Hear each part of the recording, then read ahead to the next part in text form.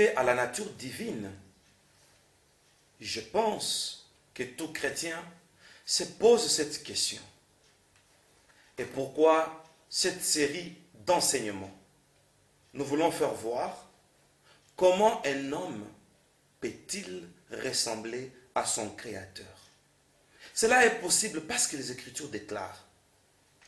Cependant, j'avais dit que vous êtes des dieux. Cependant, vous mourrez comme des hommes et vous tomberez comme un prince quelconque.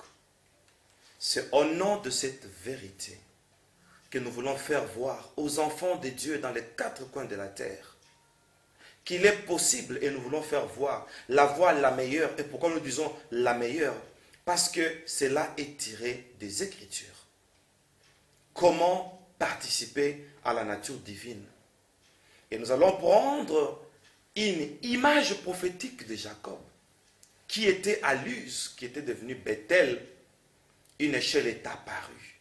Et là, Jacob a pris une pierre dont il en a fait son chevet. Et cette échelle a relié la terre avec le ciel. N'est-ce pas une prophétie qui nous fait voir que pour atteindre la dimension divine, il y a les degrés, il y a les étapes à suivre? Oui, je voudrais dire, nous avons 8 étapes à suivre par-dessus notre foi pour atteindre la nature divine.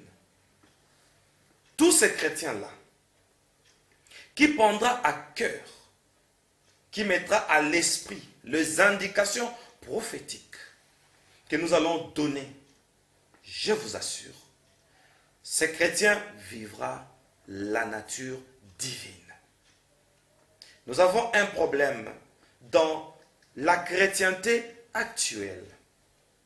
Nous sommes des chrétiens, mais nous ne reflétons plus l'image de Dieu comme il fallait. Et cet enseignement a comme objectif de remettre tous les chrétiens du monde entier sur les rails, et moi y compris. Et pour comprendre ce message, l'apôtre Paul nous révèle les échelles, et je voudrais parler des degrés de l'échelle de Jacob. Et là, nous sommes dans les livres de 2 Pierre. Je vais lire le chapitre 1er, le verset 3e jusqu'au 8e. 2 Pierre 1, 3 à 8. Comme sa divine puissance nous a donné tout ce qui contribue à la vie et à la piété, au moyen de la connaissance de celui qui nous a appelés par sa propre gloire et par sa vertu, lesquels nous assurent de sa part le plus grande et le plus précieuse promesse, afin que par elle vous deveniez participants de la nature divine, enfouillant la corruption qui existe dans le monde par la convoitise. À cause de cela même, faites tous vos efforts pour joindre à votre foi la vertu, à la vertu la science, à la science la tempérance, à la tempérance la patience, à la patience la piété, à la piété l'amour fraternel, à l'amour fraternel la charité. Car si ces choses sont en vous, et ils sont avec abondance, elles ne vous laisseront point oisifs, ni stériles, pour la connaissance de notre Seigneur Jésus-Christ.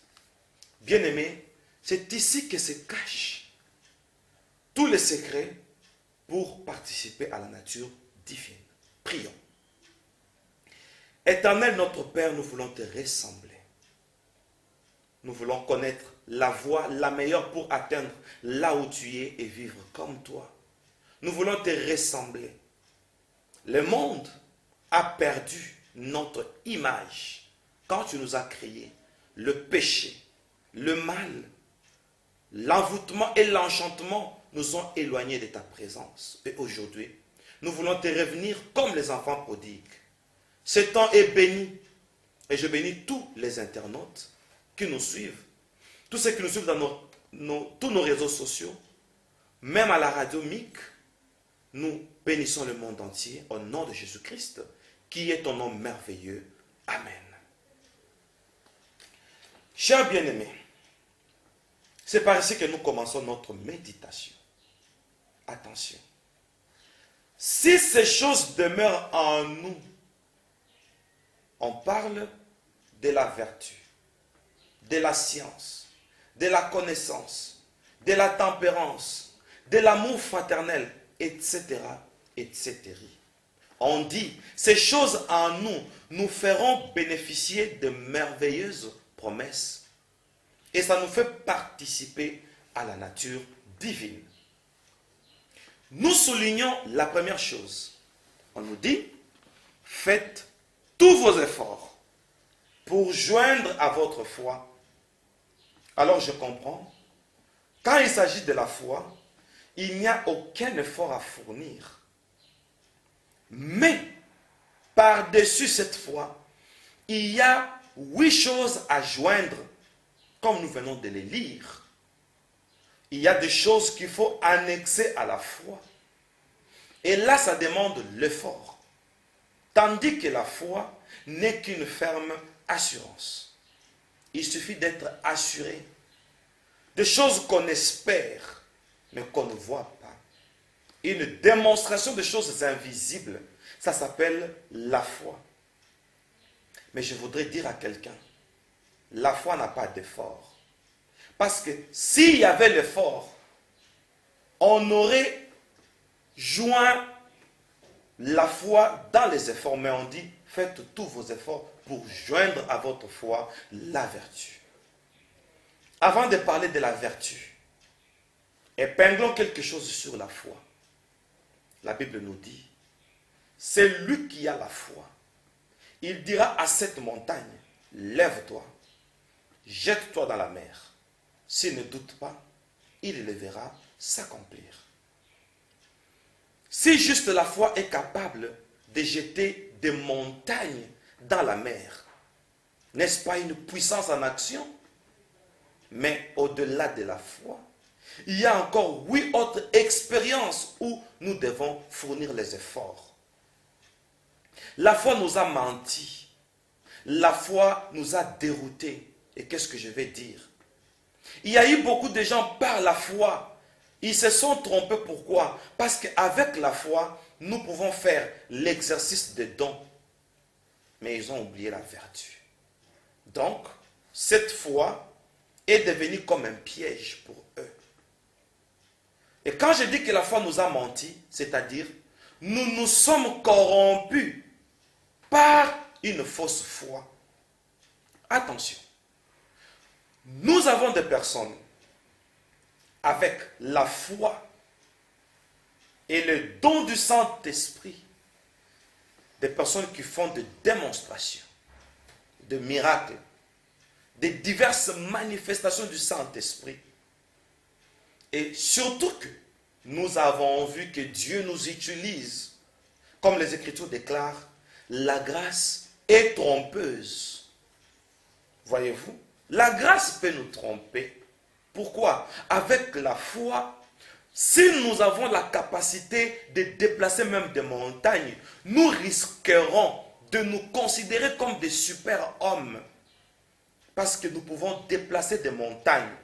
Et vous connaissez la hauteur, la grandeur d'une montagne, petit que nous sommes, mais nous déplaçons la montagne.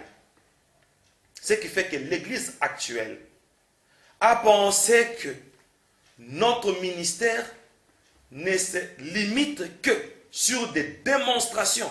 Parce qu'avec la démonstration, on sent que Dieu est là en action. Mais ce n'est pas fini. L'Église actuelle a plus aimé la manifestation du Saint-Esprit que l'intimité avec le Saint-Esprit. Voilà l'objectif de cet enseignement. Épinglons la deuxième chose. Est-ce que vous savez que si aujourd'hui, moi, en parlant, je vomis du feu, si aujourd'hui, moi, je vous prouve combien je suis puissant, sachez, cette puissance de déplacer les montagnes ne développe pas en moi la nature de Dieu. Il y a oui autre chose au-delà de la foi qui développe en nous la nature divine, parce que la Bible nous dit, même les démons croient.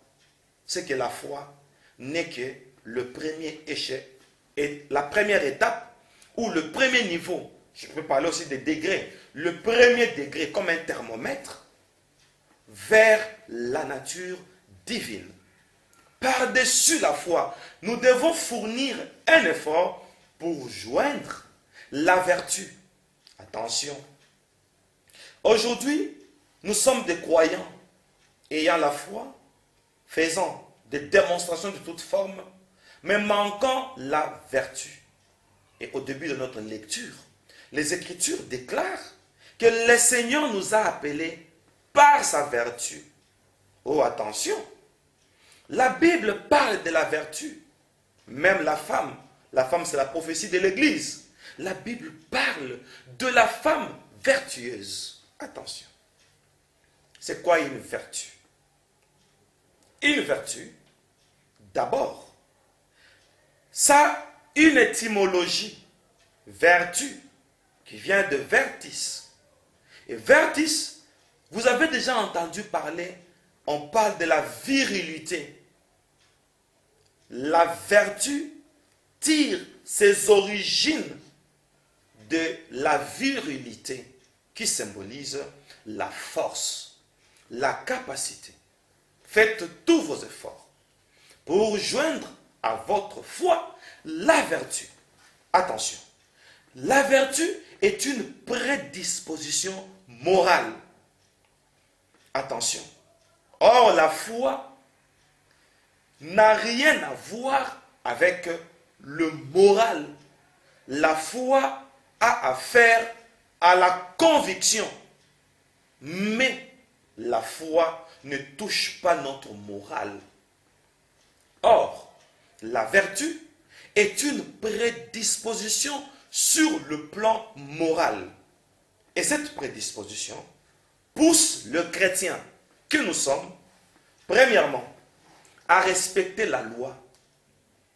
Deuxièmement, à respecter les règles. Et troisièmement, à respecter le principe. La loi, les règles et le principe sont l'apanage de la vertu. Un chrétien vertueux, c'est un chrétien qui, depuis il y a la morale et le moral. La morale, c'est le cours sous la bienséance. Tandis que le moral, et là on voit l'intellect. C'est-à-dire, le chrétien devient intelligent. Et quel type d'intelligence? L'intelligence du chrétien devient aiguisée. C'est-à-dire, il place un accent vis-à-vis de la loi. Et s'il est chrétien, il se dit, je suis chrétien par mon obéissance vis-à-vis de la parole de Dieu. Et cette prédisposition de se contenter à vivre la parole de Dieu, à se soumettre à la parole de Dieu, cette prédisposition-là, ça s'appelle la vertu. Pourquoi ça devient une vertu? Parce que la parole de Dieu a certains aspects qui ne nous plaisent pas. La parole de Dieu a certaines injonctions où vous allez vous rendre compte que certaines lois peuvent marcher à l'encontre de notre volonté. Et au nom de la vertu, nous nous soumettons. C'est ça la vertu. Le fait de vivre la parole de Dieu, même dans les conditions difficiles.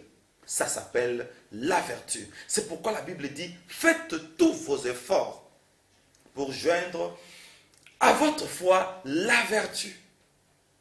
Ça se joint et ça demande un effort. Un bon chrétien, c'est un chrétien qui vit d'après le principe, d'après la loi. Un chrétien qui se contente des règles. Et je voudrais encore dire, Un chrétien vertueux, c'est un chrétien qui se sentira toujours mal à l'aise si sa conscience le reproche et il sait que maintenant là, il y a certains domaines, certains aspects de ma vie où le zone d'ombre règne encore. C'est ça un chrétien vertueux. Et il fournit ses efforts le long de son parcours chrétien à défier ses défauts, à défier ses faiblesses. Voilà un bon chrétien. Plus le temps avance, plus il met en cause, c'est-à-dire il suit pas à pas ses défauts pour qu'au fil du temps, il corrige. Et cette façon de vivre s'appelle la vertu. Mais il n'y a pas que ça. Faites tous vos efforts pour joindre à votre foi la vertu. Voilà notre tout premier chapitre pour lequel nous ouvrons un débat, pas seulement un débat, mais une étude pour approfondir cette méditation spirituelle.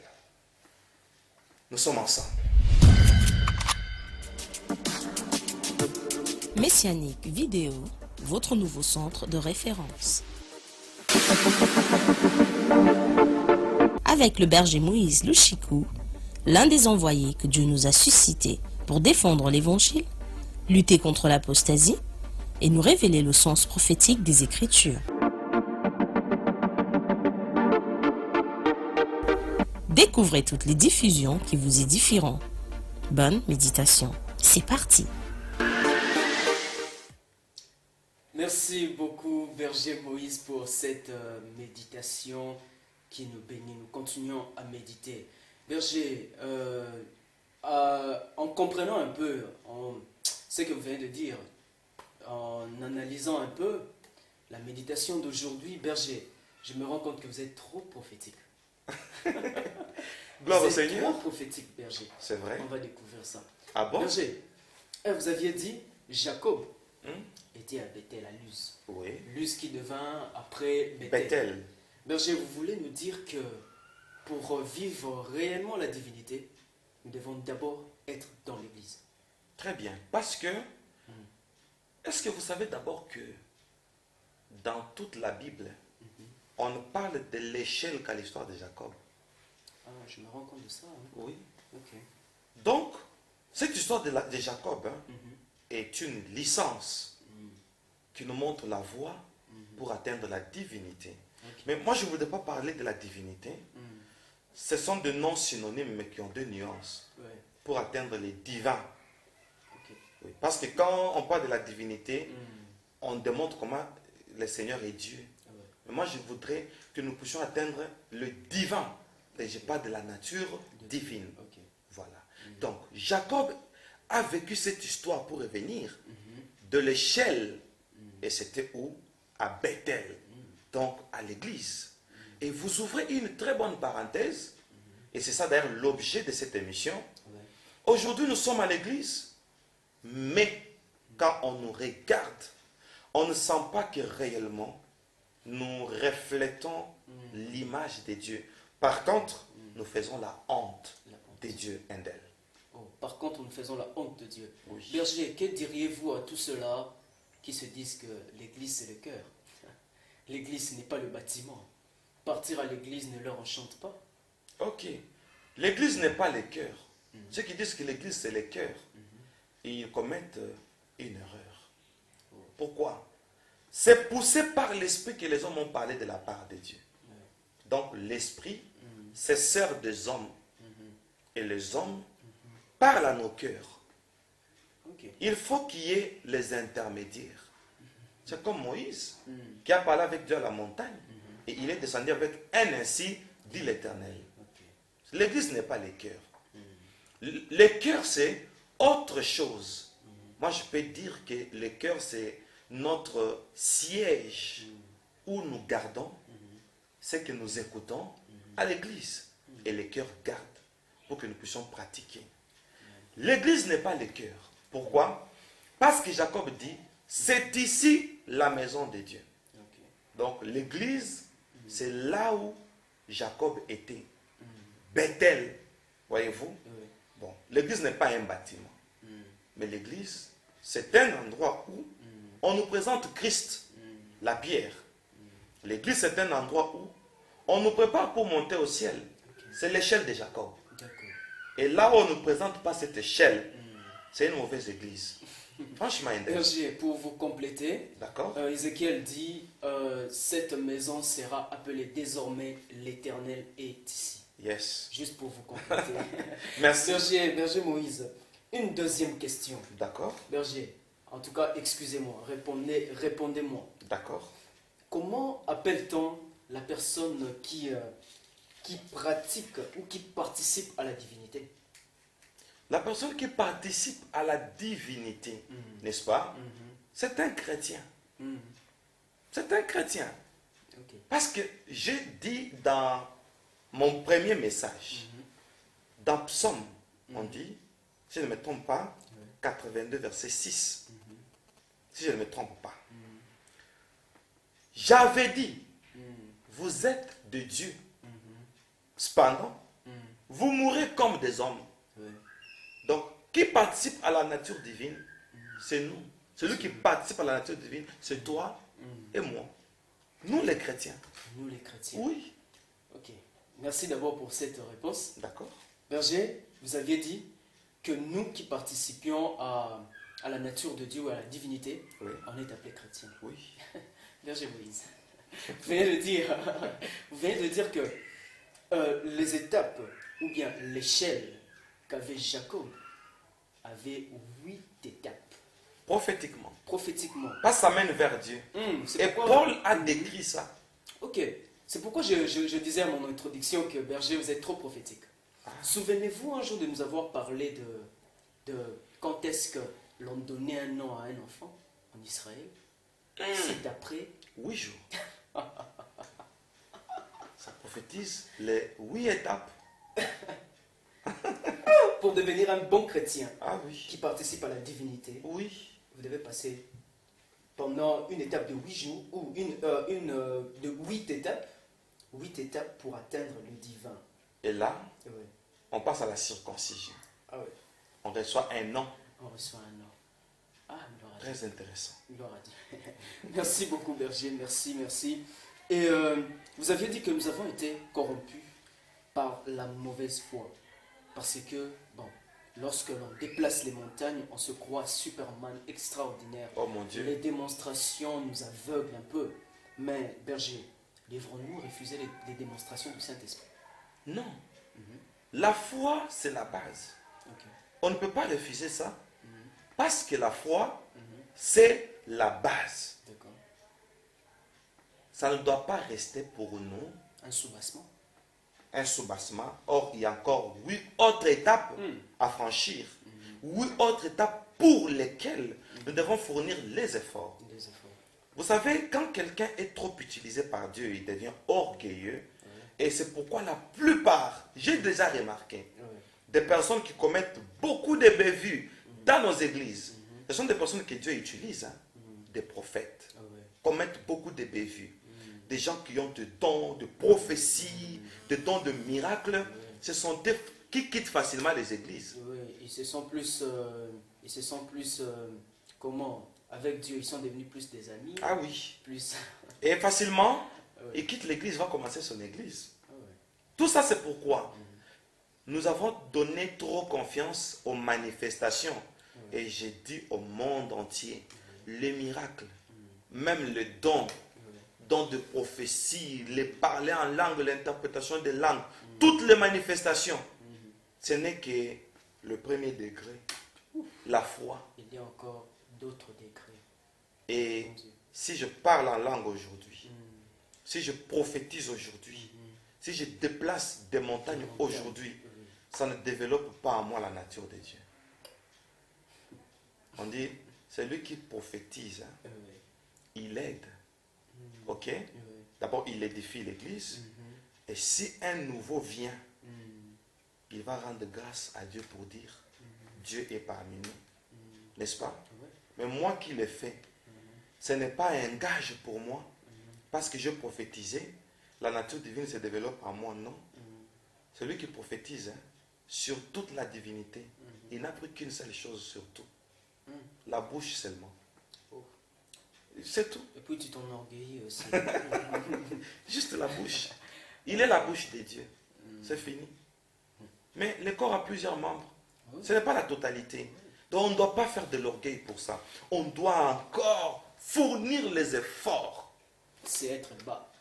Lorsque l'on trouve des gens s'enorgueillir, en tout cas, moi, j'ai trouvé le mot clé. Il est bas. Parce que le bas, Ouais. c'est comme le rez-de-chaussée. C'est la foi. On a encore beaucoup à apprendre. Ah oui.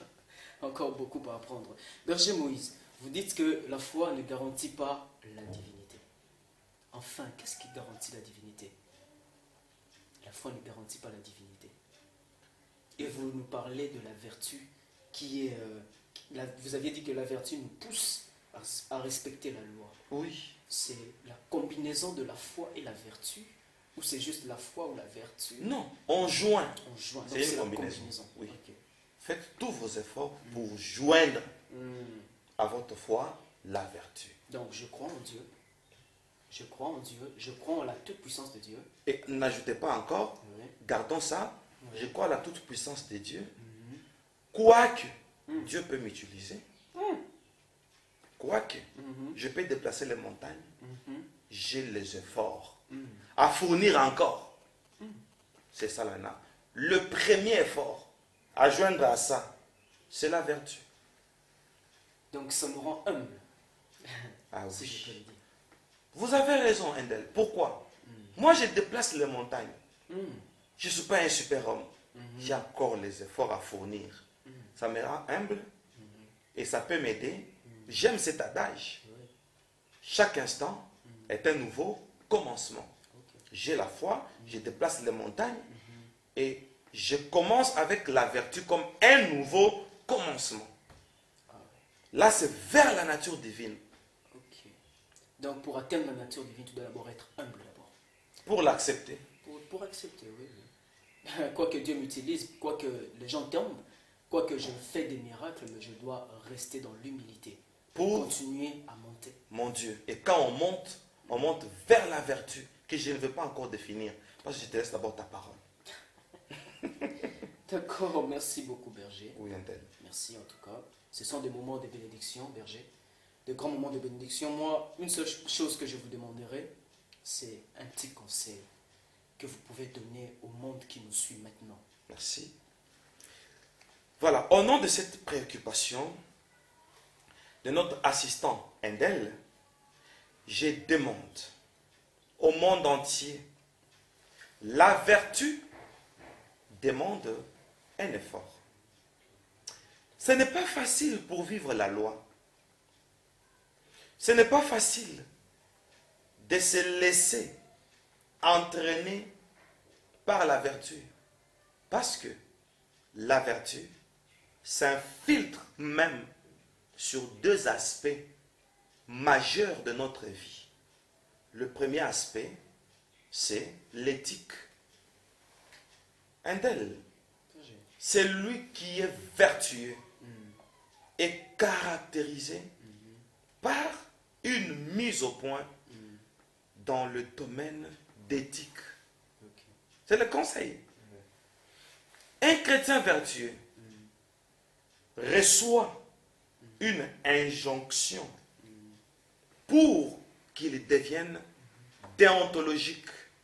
J'ai parlé de deux aspects majeurs de notre vie. C'est-à-dire, monde entier, Église du Seigneur. Quand on est vertueux, c'est-à-dire, on est prédisposé à respecter l'éthique. L'éthique, c'est notre aspect extérieur. Vous allez voir aujourd'hui des pasteurs qui s'habillent comme des musiciens profanes. Ça s'appelle un manque de vertu. Parce que la vertu touche deux aspects, je l'ai redit, majeurs de notre vie. C'est l'éthique et la déontologie. L'éthique, c'est la façon dont nous nous affichons.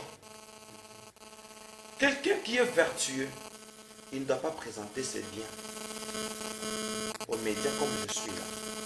J'ai des avions, j'ai des usines. Celui qui est vertueux dans le domaine d'éthique, on ne peut pas le voir s'afficher avec des païens, étant pasteur. Nous allons sur la déontologie. Deuxième aspect. Un chrétien vertueux, la déontologie l'amène à vivre le principe et à garder l'authenticité ministérielle. Ici, c'est pour nous les hommes de Dieu. Mais pour tous les chrétiens, la vertu amène ou le prédispose, l'amène ou le prédispose à vivre dans la déontologie qui est l'image d'un chrétien authentique. Vous savez, aujourd'hui, les chrétiens ont évolué avec le temps. L'habillement a changé. La façon de parler a changé. C'est comme si on a modernisé le christianisme. Mais quand la vertu intervient, voilà pourquoi on dit, faites tous vos efforts pour joindre à votre foi la vertu. Quand la vertu intervient, elle nous apprend les normes. Et quand on parle de normes, on parle de principes. Voilà deux choses majeures que la vertu nous amène. C'est le conseil que je peux donner sous votre demande, frère. Endel. Merci beaucoup, Berger, pour ces très beaux conseils qui nous recadrent. Berger, en tout cas, je vous demanderai de me permettre de dire que c'est la fin de l'émission. Permettez-moi en tout cas, puisque je sens que... Nous avons 8 chapitres. Je sens qu'il y a encore beaucoup à dire. En tout cas, permettez-moi. Merci beaucoup, Berger, de nous avoir parlé de ces choses que tant de personnes ignorent, que tant de personnes ne connaissent pas. Vraiment. Et chers bien-aimés dans le Seigneur, il est grand temps de vous mettre au travail. Mettez-vous au travail afin de vivre une vie chrétienne épanouie. Yes. Que Dieu vous bénisse. Alléluia. Au revoir. Alléluia.